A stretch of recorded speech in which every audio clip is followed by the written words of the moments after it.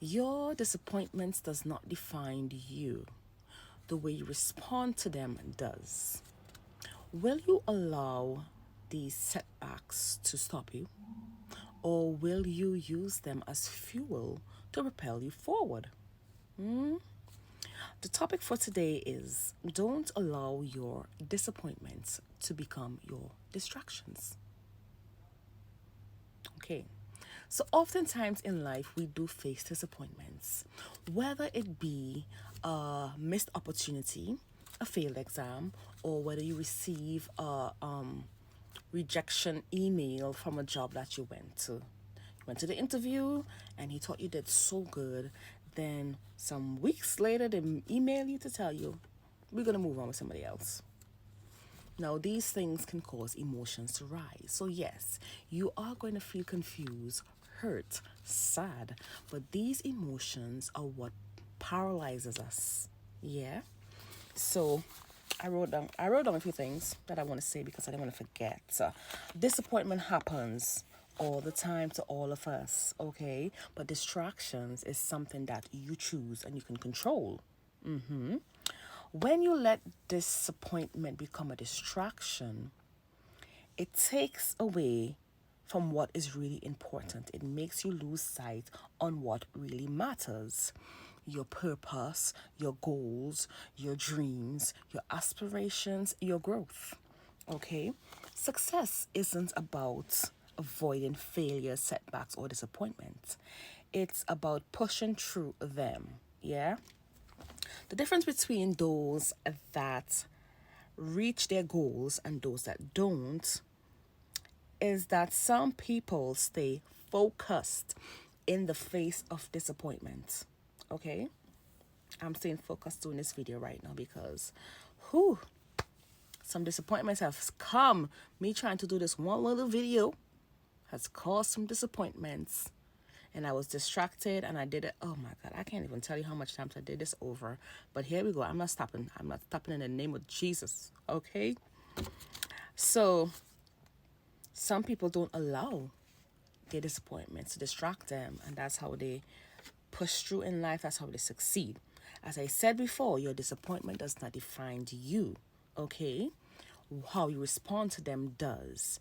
Are you going to allow it to stop you, or are you going to allow it to be fuel to propel you to the future? Yeah, I have two tips that we can use to not be distracted by our disappointments. One, reframe your disappointment. Ask yourself these questions. What can I learn from this? How can this help me grow? Every disappointment is a lesson in disguise. So, one thing I learned in project management is at the end of a project, you come up with something called lessons learned. Now, these are things that you gather from the project. So, it could be while doing a project, I incorporated these steps or these things, and it worked well for me. So, I'm going to use it in my next project, my next stage. Or you did certain things and it didn't work. So I'm not gonna use these things. These may have been risk that I didn't cater for or whatever. And next time not to use it. Okay. So I see life as a project. I see every stage in life as a project, every season as a project. So I do that. I say, you know what did I learn this time? What am I gonna do different next from what I learned then? Because we go through things then so that we can be a certain way over here, okay, in the future. What you learn in the past is supposed to help you in your future. Yeah? Okay, I hope you got that. All right, 2, you focus on what you can control. Don't dwell on what went wrong. Shift your energy to what you still can achieve. Oh, that's beautiful. All right, so I obviously, as with everything else, I went into the Bible to get a Bible example of this same scenario that we are learning about today, not allowing our disappointments to become a distraction. And the person that came to my mind was Joseph. Okay, so let's journey with Joseph. So he started off as a favorite. Yeah, he's a favorite. He got the coat. But then things turned sour. He was betrayed by blood. Oh, that's a nice sermon, you know. Betrayed by blood. Okay. All right. He was betrayed by his brothers. They sold him into slavery. And then, if that wasn't bad enough, then he was imprisoned. The man was too fine for his own good.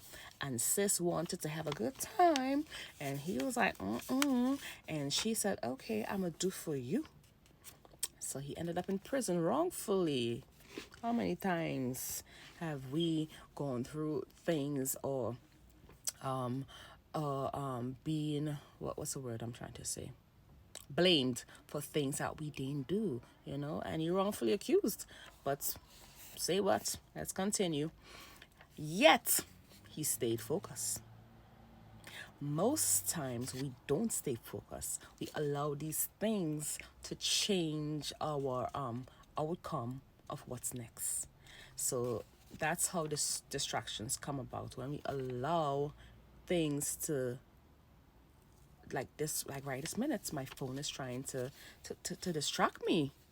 But I'm gonna continue. He was so focused that he gained trust, the trust of the prison guards. Yeah. He even gained the trust of the prisoners because he started to interpret dreams, you know. I gotta trust you for you to interpret a dream for me. And that opened the door for him to, it took a while, but it still opened the door for him to interpret a dream for the Pharaoh. And that then opened a door for him to have authority in Egypt. I mean, he was second in command or something like that. And what that says to me is that once you stay focused and not be distracted, a promotion is waiting on you. Yeah. So Genesis 50:20, it says, the King James Version. He was saying to his brothers, but as for you, our disappointments, yeah, ye thought evil against me, but God meant it unto good. Yeah. So God is working through your disappointments for a greater purpose. You may not see it now and it's okay, but eventually you would see it and then you would be like, oh, that's why I had to go through these things, and that's why this, and that's why that. And of course, I always like to tie things back with a real life scenario that we're living in right now. So I got an example of Mr. Thomas Edison. He faced numerous failures and setbacks trying to invent a light bulb. Now, I had two different reviews that said he had 1,000 unsuccessful attempts, but yet still somewhere along the line they said, he said, I have not failed. I've just found 10,000 ways that won't work. How much ever it was, the light bulb is here. Did he allow his disappointment to distract him? If he did, why is this here? Why is this in my hand? How much years later? You catch what I'm saying? I hope you catch what I'm saying. So as I'm ending, I am going to tell you this. Disappointment is inevitable, but distractions, you have the power to avoid them. Disappointments is a setback, but we can see it as a stepping stone and not a roadblock. Your journey doesn't stop here. It's just getting started. So, don't allow your disappointments to be your distraction. Stay focused, stay driven. The best is yet to come.